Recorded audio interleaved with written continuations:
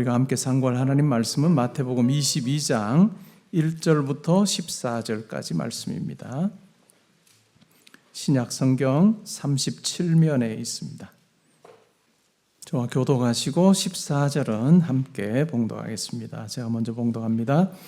예수께서 다시 비유로 대답하여 이르시되 천국은 마치 자기 아들을 위하여 혼인잔치를 베푼 어떤 임금과 같으니 그 종들을 보내어 그 청한 사람들을 혼인잔치에 오라 하였더니 오기를 싫어하거늘 다시 자른 동들을 보내며 이르되 청한 사람들에게 이르기를 내가 오찬을 준비하되 나의 소와 살찐 짐승을 잡고 모든 것을 갖추었으니 혼인잔치에 오소서 하라 하였더니 그들이 돌아보지도 않고 한 사람은 자기 밭으로 한 사람은 자기 사업하러 가고 그 남은 자들은 종들을 잡아 모욕하고 죽이니 임금이 노하여 군대를 보내어 그 살인한 자들을 진멸하고 그 동네를 불사르고 이에 종들에게 이르되 혼인잔치는 준비되었으나 청한 사람들은 합당하지 아니하니 내 그리 길에 가서 사람을 만나는 대로 혼인잔치에 청하여 오라 한대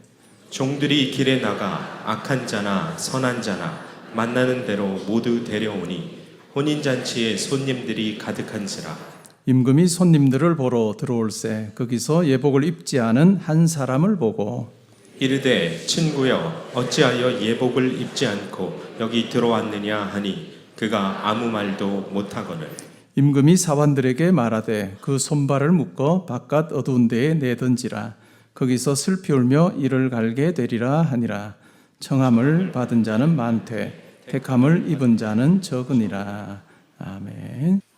오늘 읽은 말씀에 근거해서 마태복음 강의 58번째 시간으로 하늘왕의 초대에 성도가 준비할 예복이라고 하는 제목으로 말씀드리겠습니다. 예수님께서 예루살렘에 가셔서 종교 지도자들과 대화하고 계십니다. 그 중에 우리가 지난 시간까지 두 비유에 대해서 살펴보았고 오늘 우리가 읽은 이 본문은 세 번째 비유입니다. 첫 번째로 두 아들 비유에 대해서 말씀하셨습니다. 한 사람에게 아들 둘이 있습니다. 먼저 큰 아들에게 오늘 포도원에 가서 일을 하라고 그렇게 아버지가 이야기를 했습니다. 큰 아들은 예라고 답했지만 결국 가지 않았습니다. 둘째 아들에게도 똑같은 이야기를 했습니다. 둘째 아들은 가지 않겠다라고 이야기했지만 결국은 갔습니다. 지도자들에게 예수님께서 물으십니다. 어느 아들이 아버지의 뜻을 따라서 행한 아들이냐? 당연히 둘째 아들이죠. 예수님께서 이어서 계속해서 말씀합니다. 이 둘째 아들과 같은 자가 바로 당신들이 손가락질하는 세리와 창녀와 같은 자들이다. 그들은 하나님의 뜻이 주어졌을 때 결국은 순종하고 하나님의 뜻에 따랐지만은 첫째 아들처럼 여겨지는 지도자들은 하나님의 뜻을 거부하고 마침내 하나님의 뜻에 순종하지 않았다라고 그렇게 말씀하십니다. 두 번째 비유가 포도원 농부의 비유입니다. 악한 농부의 비유이지요. 한 사람이 포도원을 잘 가꾸었습니다. 그리고 농부들에게 세를 주고 타국으로 갔습니다. 열매를 거둘 때가 되어서 종들을 보내었습니다. 받기로 한 세를 받기 위해서 종들을 보냈던 것이죠.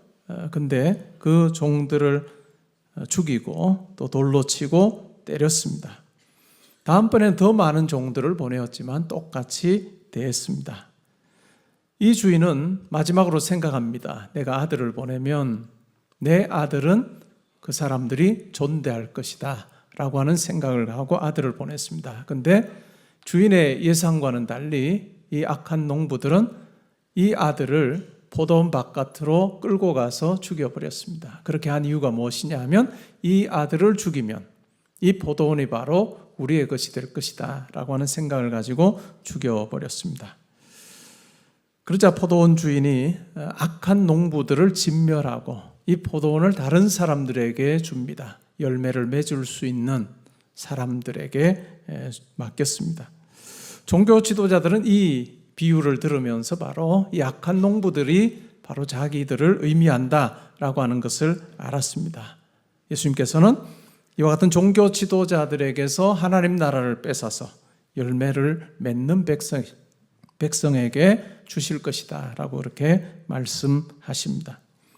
오늘 세 번째 비유, 혼인잔치의 비유입니다. 오늘 제목에서 여러분들이 알 수 있는 것처럼 하늘왕의 초대 성도가 준비할 예복이라고 하는 제목에서 알 수 있는 것처럼 이 비유에서 말하는 예복이 무엇이냐, 예복이 무엇인가 라고 하는 것이 중요합니다. 비유의 내용을 한번 살펴보죠. 아들을 위해서 혼인잔치를 준비하는 아버지가 있습니다. 나중에는 비유 나중에 보면 임금으로 등장하죠. 가까운 사람들에게 혼인잔치에 참여하라라고 하는 초청장을 보냈고 그 초대장을 받은 사람들이 그 잔치에 참여하겠다고 그렇게 답을 미리 했던 것 같습니다. 이제 약속한 그 날이 되어서 음식을 아주 풍성하게 준비를 했습니다. 그리고 종들을 보내서 그 사람들을 초대합니다. 그런데 잔칫날에 청함받은 사람들이 핑계를 대면서 거부합니다. 다른 종들을 보냈습니다. 소와 살찐 짐승을 잡아서 아주 맛있는 음식을 마련을 했으니 모든 것이 다 준비되었으니 오십시오라고 그렇게 초대했습니다. 근데 그들은 돌아보지도 않고 거절합니다. 한 사람은 밭으로 가고 한 사람은 사업하러 갔습니다. 이와 같은 비유가 누가복음 14장에 나옵니다. 조금 더 구체적으로 설명하는데 내가 밭을 샀기 때문에 밭에 일하러 가야 해서 내가 소 5겨리를 샀기 때문에 그 당시에 소 5겨리를 샀다는 것은 굉장히 부자라는 의미입니다. 내가 소 5겨리를 샀기 때문에 소를 한번 어떠한지 내가 한번 해봐야 되겠다. 일을 시켜봐야 되겠다. 그래서 내가 못 간다. 다른 사람은 내가 장가 들어서 가지 못하겠다라고 그렇게 말을 합니다. 마태복음으로 다시 돌아와 보면 남은 자들, 내가 밭으로 가야 해서 사업하러 가야 해서 나는 그 잔치 자리에 함께하지 못하겠다라고 거절한 사람들 외에 남은 사람들이 종들을 잡아서 모욕하고 죽입니다. 임금은 굉장히 노하여서 군대를 보내서 살인한 자들을 진멸하고 그 동네를 불살라 버리는 내용이 나옵니다. 그리고 주인이 또 임금이 종들에게 말합니다. 이제 잔치는 다 준비되었는데 잔치에 함께할 사람들이 없으니 내 거리로 가서 사람을 만나는 대로 혼인잔치 자리로 데리고 오라 라고 그렇게 명령을 합니다. 누가복음 14장 21절에 보면 더 구체적으로 이야기를 합니다. 마태복음에서는 내 거리로 가서 사람을 만나는 대로 데리고 오라 라고 이야기를 하지만 누가복음 14장에서는 아주 구체적으로 묘사를 해서 가난한 자들이든지 아니면 몸이 불편한 자들이든지 시각장애인이든지 저는 자들이 누구든지 상관없이 데리고 오라 라고 그렇게 이야기를 합니다. 그래서 종들이 나가서 악한 자나 선한 자나 만나는 대로 다 데리고 왔습니다. 혼인잔치에 손님이 가득했습니다. 이것이 예수님께서 보여주시는 하나님 나라입니다. 사람들 간의 차별이 없는 나라입니다. 그 당시 종교 지도자들은 거룩이라고 하는 기준을 가지고 사람들을 나누었습니다. 심지어 어떤 학자는 14등급으로 나누었다라고 이야기를 합니다. 가장 거룩한 사람이 제사장들이고 가장 거룩하지 않다고 여겨지는 사람들이 이방인이었습니다. 그만큼 우리는 거룩하기 때문에 거룩이라고 하는 기준을 가지고 사람을 세분화시킴으로 그 가운데 차별이 일어났습니다. 우리가 상종하지 못할 사람, 우리가 물건을 살 수 없는 사람들이라고 구별하면서 그들은 자기들의 나라를 세워갔습니다. 그런데 예수님께서 오셔서 말씀해 주신 하나님 나라는 이러한 차별이 있는 나라가 아니고 하나님 안에서 모든 사람들이 은혜 가운데 거하는 나라, 그것이 바로 하나님 나라입니다. 임금이 손님들을 보러 왔습니다. 근데 한 사람이 예복을 입지 않고 있습니다. 이렇게 말합니다. 친구여, 어찌하여 예복을 입지 않고 왔느냐라고 묻자 그는 아무 대답도 하지 못합니다. 당시 잔치를 베푸는 주인의 경우에 준비한 예복을 손님들이 입고 참석할 수 있도록 그렇게 배려를 했습니다. 근데 이 사람은 주인이 마련해 준 그 예복을 입지 않고 이 잔치 자리에 있었던 것입니다. 왕이 사환들에게 명하여서 그 손발을 묶어서 바깥 어두운데 던지라. 거기서 슬피 울며 이를 갈게 되리라 라고 그렇게 말합니다. 그리고 마지막은 청함을 받은 자는 많되 택함을 받은 자는 적다라고 하는 말로 이 비유를 마무리합니다. 많은 사람들이 청함을 받았습니다. 네거리로 가서, 또 누가복음에 보면 산과 산 울타리로 가서, 골목으로 가서 많은 사람들을 잔치의 자리로 초대했습니다. 많은 사람들이 청함을 받았지만 그러나 그것에 반응하여서 그 자리에 온 사람은 별로 없었습니다. 근데 예수님께서는 아주 특별하게 잔치 자리에 와 있는 그 사람들을 그들이 선택해서 온 사람이라고 이야기하지 않고 택함 받은 자다라고 그렇게 이야기를 하고 있습니다. 우리가 구원사적인 측면에서 이 비유를 우리가 생각을 해보면 처음에 청함 받은 자들은 유대인들을 의미합니다. 하나님의 선택받은 백성인 선민인 유대인들을 의미합니다. 그러나 그들이 하나님의 놀라운 구원의 그 일에, 그 구원의 잔치로 그들은 나오지 않았습니다. 그들이 거부함으로 결국은 구원이 이방인들에게로 흘러가게 됩니다. 이것을 우리는 사도행전의 교회의 역사를 통해서 잘 알 수 있습니다. 아주 초기에 교회는 거의 대부분이 유대인이었습니다. 유대인 기독교인이죠. 근데 시간이 흐를수록 어떻게 될까요? 이방인들이 더 많아집니다. 유대인의 수는 점점 더 줄어들고 이방인의 수가 훨씬 더 많아져서 1세기 아주 후반으로 가면 이방인 수가 많아집니다. 2세기, 3세기로 가면서 월등하게 많아지고 오늘날 우리 기독교라고 하는 이 구성원 분포를 보면 대부분이 이방인으로 되어 있는 그러한 형편이 바로 오늘의 실정입니다. 이 비유의 말씀대로 거부한 유대인들에게서 이방인에게로, 물론 그렇다고 유대인들은 완전히 배제되는 것은 아니지만 하나님께서 거부한 자들이 아니라 다른 모든 자들에게로 이 구원을 흘러보내시는 그러한 내용을 우리가 살펴볼 수 있습니다. 그러면 왜 처음에 청함받았던 유대인들이 이와 같은 반응을 했을까요? 아마 그들이 가지고 있었던 특권의식 때문인 것 같습니다. 우리는 선택받은 민족이다라고 하는 그 특권의식이 하나님께서 예수 그리스도를 통해서 새로운 구원을 펼쳐가실 때, 진정한 구원 사건을 펼쳐가실 때 그들은 그 예수 그리스도를 통해서 이루시는 하나님의 놀라운 구원을 그들이 바라볼 수 없었던 특권의식이 바로 어찌 보면 그들의 눈을 멀게 했고 그들이 하나님 앞에 나오는 것을 막는 장애물이 되어버렸습니다. 그러면서 오히려 하나님의 시선이 어디에 있는지를 살펴보지 아니하고 자기들을 보게 되고 다른 사람이 보는 자기를 의식하게 되는 그와 같은 삶을 살았습니다. 이스라엘 백성들이 구원 백성이 된 것은 무조건적인 하나님의 선택의 결과입니다. 이스라엘 백성들이 수가 많아서 또 하나님 보시기에 아름다운 일을 해서 하나님께서 그들을 하나님 백성으로 선택하신 것이 아니라 전적으로 하나님께서 은혜로 선택하셨습니다. 그런데 그것을 망각해버리죠. 그리고 그것이 당연한 것이라고 생각하고 이방인들을 오히려 무시하고 또 유대 사회 안에서도 그들이 보기에 거룩하지 않다라고 생각하는 자들을 배척하고 또 무시하는, 경멸하는 그 같은 모습으로 그들은 살았습니다. 하나님께서 이스라엘 백성들을 선택하실 때 보면 출애굽기 19장에 보면 하나님께서 언약을 맺으시면서 너희를 제사장 나라, 거룩한 백성 제사장 나라 삼는다라고 그렇게 말씀합니다. 제사장 나라의 의미가 뭘까요?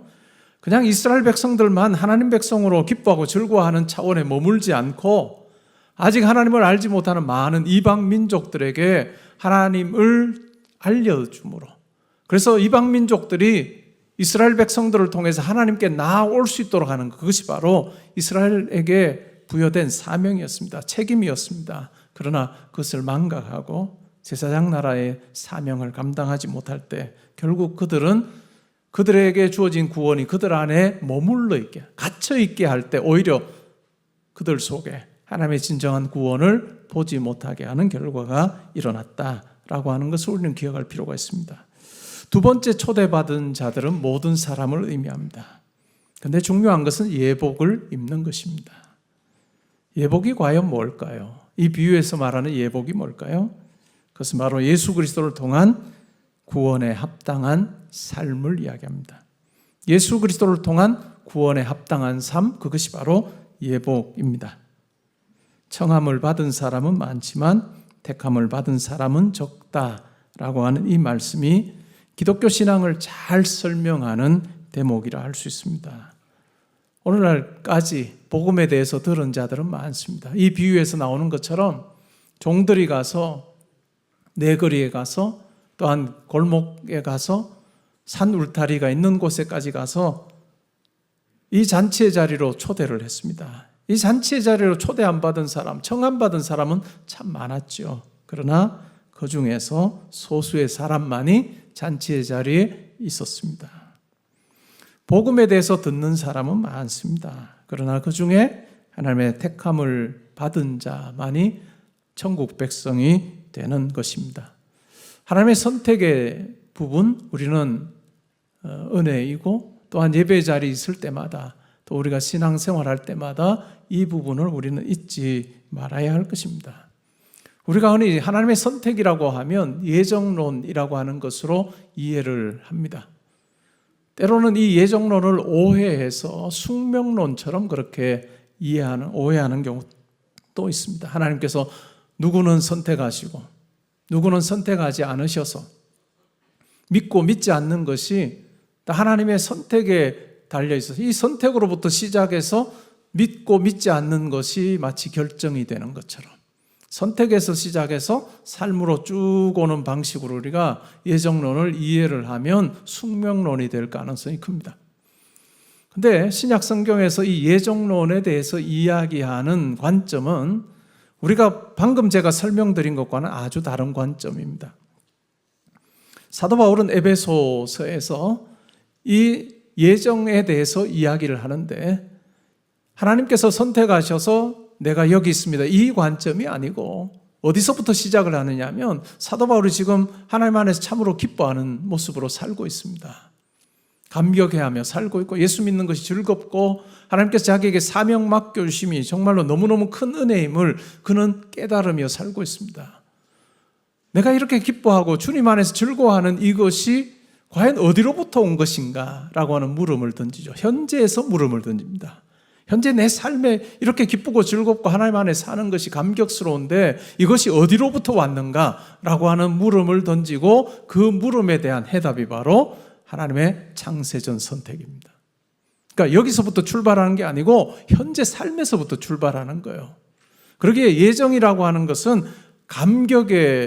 감격스러운 그런 하나님의 붙들으심에 대한 고백이지 딱딱한 그냥 논리적인 차원에서 선택하셨다, 누구는 믿고 누구는 유기하셨다 이런 차원의 부분이 아니라 성도로 살면서 우리 가운데 기쁨이 있고 감격이 있는 이것이 어디로부터 주었느냐, 결코 나로부터 시작된 것이 아니구나. 하나님께서 나를 창세전에 선택해 주셨고 그 결과가 바로 내가 지금 기뻐하는 것이구나 라고 하는 방식으로 회상적인 전망에서 찾게 되는 것이 예정입니다. 우리 삶도 마찬가지예요. 우리가 하나님 백성으로 사는 것, 하나님 자녀로 사는 이것이 어디에 근거하고 있는가 찾아볼 때 하나님께서 나를 선택해 주셨기 때문에 내가 이것을 누리는구나 라고 하는 것을 확인하는 것이 중요해요. 그렇지 않으면 어떻게 될까요? 내가 구원을 이루고 내가 구원을 꾸려간다고 생각하면 얼마나 불안하겠어요. 사도 바울의 그 논리를 우리는 잘 이해할 필요가 있습니다. 예배의 자리에 있을 때 우리는 하나님께서 나를 창세전에 선택해 주셔서 예배의 자리에 있게 하시고 하나님 자녀로 살게 하십니다 하는 그 고백이 있고 이 과거의 회상적인 전망이 우리 미래를 내다보면서 우리 안에 착한 일을 이루신 하나님께서 마지막 호흡하는 그 순간까지 내 삶에 함께 하실 거다 하는 이 미래적인 전망을 가질 때 우리는 흔들리지 않는 그 같은 신앙생활을 하게 될 것입니다. 그러기에 하나님의 은혜가 먼저입니다. 그리고 그 은혜 위에 우리의 삶이 있어야 합니다. 요한복음 15장 5절에서 예수님께서 이렇게 말씀합니다. 나는 포도나무요 너희는 가지라. 그가 내 안에 내가 그 안에 거하면 사람이 열매를 많이 맺나니 나를 떠나서는 너희가 아무것도 할 수 없음이라 라고 그렇게 말씀합니다. 우리의 은혜 안에 있는 삶, 그것이 바로 예수님께서 지금 말씀하고 계시는 그 같은 삶입니다. 착하게 살면 구원받는 것이 아니고 예수 그리스도를 통해서 우리가 하나님 안에 있어야, 하나님과 예수님을 아는 자로 살아야 우리가 이 땅에서도 구원을 누리고 영생을 경험하며 살 수 있습니다. 그러기에 하나님 은혜 안에 사는 자는 하나님께 시선을 둡니다. 하나님께서 원하시는 것이 무엇인지를 알고자 고민하는 사람이죠. 에베소 5장 8절부터 10절에 사도 바울이 이렇게 말합니다. 너희가 전에는 어둠이더니 이제는 주 안에서 빛이라. 빛의 자녀들처럼 행하라. 빛의 열매는 모든 착함과 의로움과 진실함에 있느니라. 주를 기쁘시게 할 것이 무엇인가 시험하여 보라. 은혜 안에 거하는 자, 또 하나님께서 기뻐하시는 그 삶을 살고자 하는 그 같은 성도는 주를 기쁘시게 할 것이 무엇인가 고민하는 자다라고 바울은 이야기합니다. 히브리서 9장 14절에 보면 이렇게 말합니다. 하물며 영원하신 성령으로 말미암아 흠없는 자기를 하나님께 드린 그리스도의 피가 어찌 너희 양심을 죽은 행실에서 깨끗하게 하고 살아계신 하나님을 섬기게 하지 못하겠느냐. 우리의 영이 죽은 가운데 있다가 예수를 그리스도로 고백함으로 우리의 영이 살아나게 될 때 어떤 일이 벌어지느냐 하면 살아계신 하나님을 섬기는 일이 가능해진다. 자기중심적인 삶이 아니라 내가 어떻게 하면 더 편안히 살고 내가 어떻게 하면 많은 사람들의 스포트라이트를 받으며 살 것인가 라고 하는 것이 아니라 어떻게 하면 내가 하나님을 기쁘시게 하는 삶을 살까? 하나님을 기쁘시게 하는 것이 어떤 일일까? 고민하는 자로 산다라고 하는 것입니다. 우리 성도에게 있어서 기도는 참 중요합니다. 그런데 이 기도는 자기가 바라는 것을 구하는 것이 아니라 하나님의 뜻을 구하는 것입니다. 요한복음 15장 7절에 보면 예수님께서 이렇게 말합니다. 너희가 내 안에 거하고 내 말이 너희 안에 거하면 무엇이든지 원하는 대로 구하라. 그리하면 이루리라. 우리는 이 구절을 읽으면서 뒷부분에 관심이 갈 때가 많습니다. 무엇이든지 원하는 대로 구하라. 그리하면 이루리라. 우리가 이 하반절을 붙들고 기도하기 쉬운데 이 하반절이 가능하기 위해서는 상반절이 중요한 거예요. 뭐라고요? 너희가 내 안에 거하고 내 말이 너희 안에 거하면 무엇이든지 원하는 대로 구해라. 그리하면 이루어진다. 이룰 것이다 라고 말씀합니다. 이 말씀에 근거해서 우리가 생각해 보면 뭘까요? 기도는 우리의 매일의 말과 생각과 연장선 위에 있습니다. 우리의 기도는 우리의 매일 하는 말과 또한 우리의 생각과 우리의 삶과 연장선 위에 있다는 것입니다. 그 기도는 어떻게 하면 내가 미사 요구를 통해서 하나님을 설득하고 또 하나님께서 하나님을 잘 설득함으로 내가 원하는 것을 얻을 것인가 라고 하는 것이 아니라 하나님의 뜻에 내 뜻을 맞추는 것입니다. 그러기에 누가 기도를 잘할 수 있을까요? 말씀을 통해 하나님의 뜻이 무엇인지를 아는 사람입니다. 그리고 삶 가운데서 말씀을 실천하는 사람이 바로 기도를 잘 할 수 있는 사람이다 라고 하는 것입니다. 결국 우리가 말씀을 읽습니다. 그리고 말씀을 실천하려고 하는데 걸림돌이 있습니다. 어려움이 있습니다. 그런데 그것이 언제 해결되느냐? 기도의 자리에서 해결이 됩니다. 기도의 자리에서 우리가 하나님을 만날 때 결국은 내 뜻대로, 내 원대로는 할 수 없으나 그러나 하나님께서 뜻하심을 우리가 알고 이 뜻대로 행할 수 있는 지혜와 능력 주시는 하나님을 경험하는 것, 그것이 바로 우리의 기도의 자리입니다. 겟세마네 동산에서 예수님께서 보여주신 그 같은 모습이기도 하죠. 오늘 이 비유를 통해서 우리는 두 가지를 적용해 보려고 합니다. 첫 번째는 하나님께서는 현재도 우리를 통해서 천국 잔치로 사람들을 초대하고 계십니다. 주인이 종들을 보내서 잔치에 초대한 것처럼 하나님께서는 오늘 우리를 통해서도 아직 잔치의 자리로 초대받지 못한 자들을 우리로 하여금 초대하게 하십니다. 누가복음 14장 21절, 23절을 보면 시내 거리로 가서 골목으로 가서 사람들을 데리고 오라. 그런데도 빈자리가 있습니다. 그러자 길과 산 울타리로 가서 사람들을 데리고 오라 라고 그렇게 이야기합니다. 우리 성도로 사는 우리 모두에게 우리 혼자, 우리만이 구원의 이 잔치를, 천국 잔치를 맛보지 않고 아직 맛보지 못하는 우리의 친구들, 또 동료들을, 가족들을 이 잔치 자리로 초대하는 것은 우리의 책임이고 사명이라 할 수 있습니다. 5월 19일에 주일학교, 우리 교회 주일학교 아이들이 친구 초청의 날을 가집니다. 친구 초청의 날을 가지는데 이 아이들을 두신, 주일학교 아이들을 두신, 특별히 초등학생 아이를 두신 부모님들은 좀 많이 도와주시면 좋을 것 같아요. 아이들 힘만으로는 안 됩니다. 왜냐하면 부모님들이 함께 도와주고 또 우리 교회 오는 아이들의 경우에도 뭐 어머니나 아버지가 데려다 줘야 오는 그런 상황이기 때문에 그렇게 여러분들도 기도하며 잘 도와주시면 좋겠습니다. 제 둘째 딸이 지금은 뭐 20대입니다. 근데 이 아이가 초등학교 1학년 때요. 제 2부 때는 2학년 때라 했더니 아내가 여보 2학년이 아니고 1학년이야 해서 수정합니다. 초등학교 1학년 때 같은 반 아이를 자기 반 아이를 교회로 정말 많이 데려왔어요. 18명 내지 20명을 데려왔어요. 그래서 그 반 아이들이 너 아직도 개포동교회 안 다녀? 라고 하는 것이 그 반 아이들의 말이었어요. 근데 오라고 해서 그냥 오지는 않습니다. 그냥 오진 않고 예배 전에 아이들이 1시간 혹은 1시간 반 전에 저희 집으로 옵니다. 저희 사택이 복층이어서 위층에 아이들이 그냥 다 올라가서 놉니다. 뭘 하고 놀았는지 완전 난장판이 됩니다. 1시간 반. 초등학교 1학년들이 뭐 하고 놀까요? 뭐 할 수 있는 대로 다 놀죠. 공 던지기도 하고 뭐 다 하면서 다 논 거예요. 그렇게 1시간 반을 놀고 나면 이제 예배 드리러 교회로 오는 거죠. 예배를 드리고 나면 또 뒤풀이를 합니다. 이 친구들이.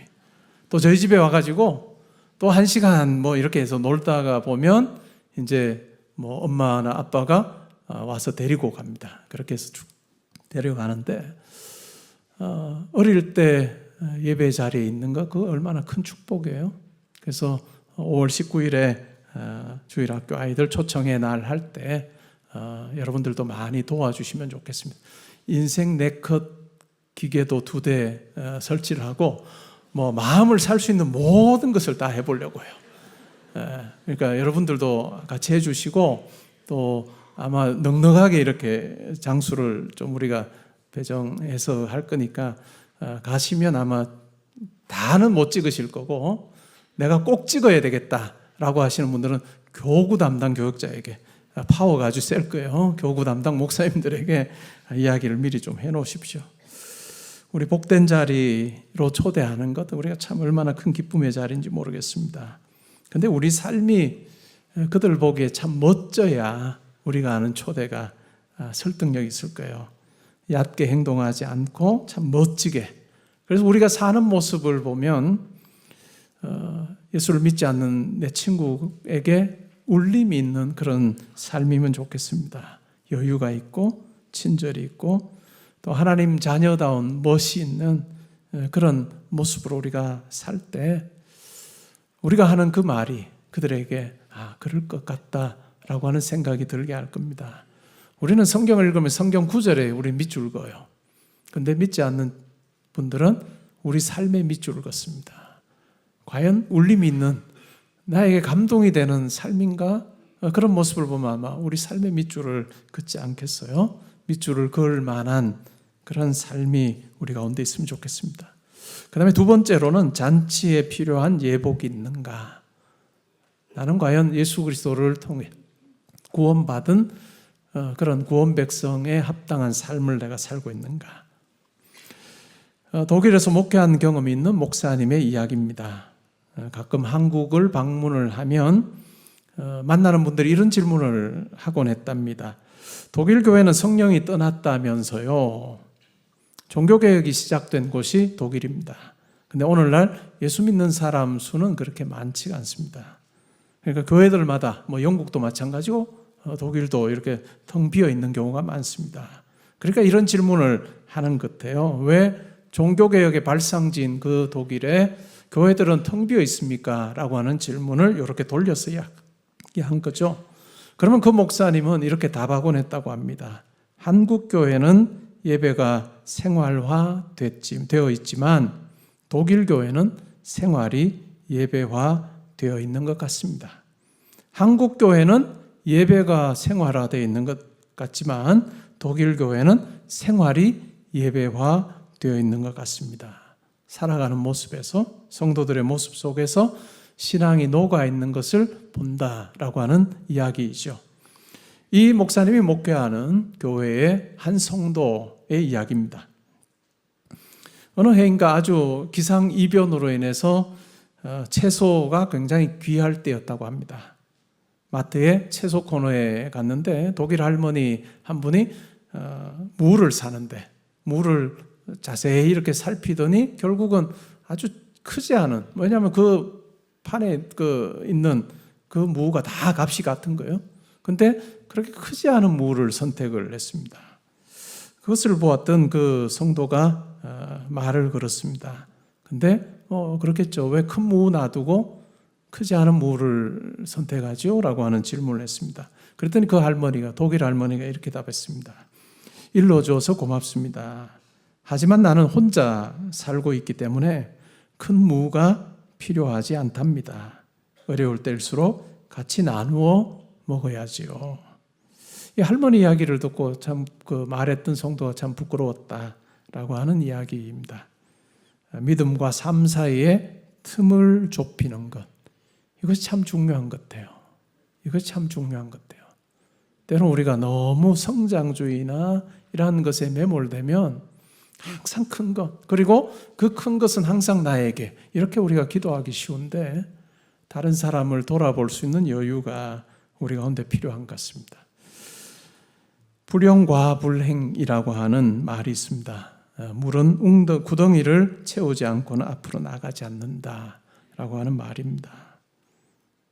우리 삶의 구덩이, 웅덩이, 매일 반복되는 것 같고 별로 이렇게 신나는 것 없어 보이는 이러한 우리 인생의 웅덩이, 이 인생의 웅덩이에 하나님의 은혜를 채우는 것, 그것이 참 중요한 것 같습니다. 그리고 우리의 인생에, 우리의 매일의 삶의 자리에 하나님의 은혜가 흘러넘쳐서 그것이 나와 함께 더불어 사는 많은 사람들에게, 동료들에게, 또 이웃들에게 전달되는 삶, 그것이 우리에게 참 중요한 삶이고 또 하나님께서 기대하는 삶인 것 같습니다.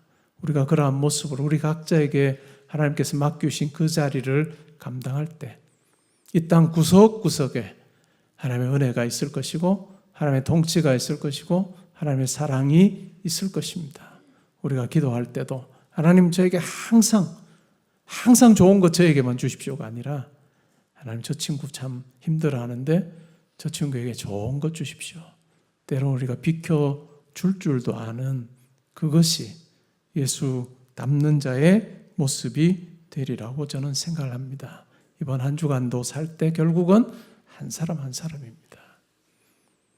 내가 하는 실적에, 내가 하는 만남 속에 사람이 눈에 들어오지 않는 것이 아니라 내가 만나는 한 사람 한 사람이 소중히 여겨지고 또한 그 사람에게 하나님의 은혜가 흘러갈 수 있도록 하는 그런 배려와 사랑이 우리 가운데 있다면 하나님께서 우리를 보시면서 기뻐하실 것입니다. 그렇게 잘 사시다가 다음 주 우리 예배 자리에서 우리로 그렇게 살게 하신 하나님을 노래하는 우리 모두 될 수 있기를 주님의 이름으로 축복합니다.